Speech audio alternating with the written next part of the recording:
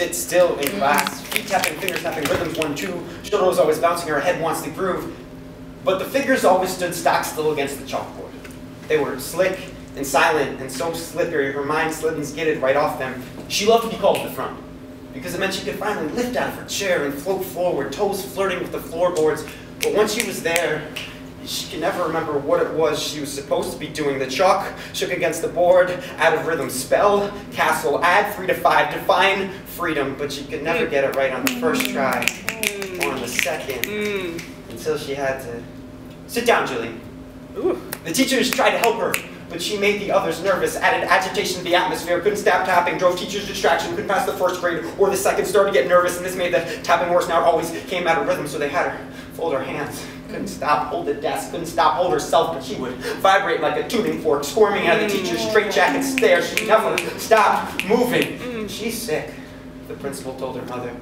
So her mother took her to one of those men with glasses who know how to fix you, can put in a shiny little cage for those mice in your mind, can straighten your brainstem and snap it back to your spine, can always find a solution.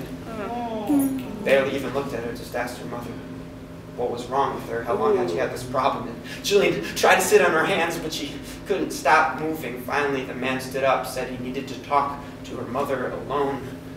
As he walked out, he turned on the radio and closed the door behind him and turned to Gillian's mother and said, "Watch." And they watched. That little glass window as the music crept along the desk and spilled off the edges and lifted Gillian right out of her chair. She turned slowly and raised her arms to cradle every bar as she spun. Their arpeggios wiped all the dust out of her mind. Decades passed and thunderstorms crashed within her and washed all the nervousness out. She turned as if she knew what she was supposed to be doing, to find freedom with the lines of her elbows, traced the turrets and capsules from an architect's prayer, and knew with every breath that 3 and 5 is 8.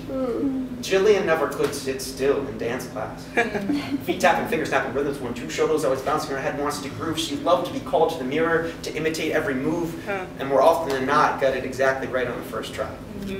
Gillian never could sit still, period. The subway ride in recital was its own performance. Each mile was 5,000 dance steps. She washed her hands in time, brushed her teeth like an opera. When she needed to think, she moved a little more, because she knew that thinking was moving was living. Each step was only breathing, each pirouette just a pulse.